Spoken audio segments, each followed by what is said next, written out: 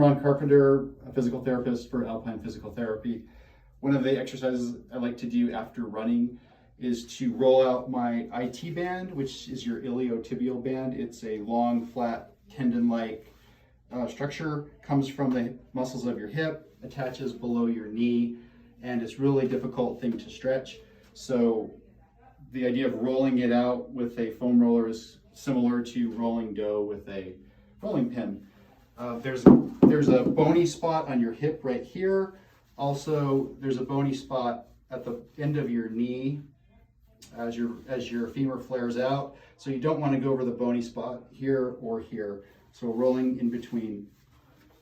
It's a little bit awkward and painful at first, but once you get used to doing it, it actually feels pretty good. So I'm going to roll on the side, supporting myself with my hands. I can use this foot if I need to take some pressure off. If not, I just roll back and forth. I like to do about 10 rolls, the entire length, and then about 5 or 10 on the lower part, because that part gets tighter. And then I would do the other leg.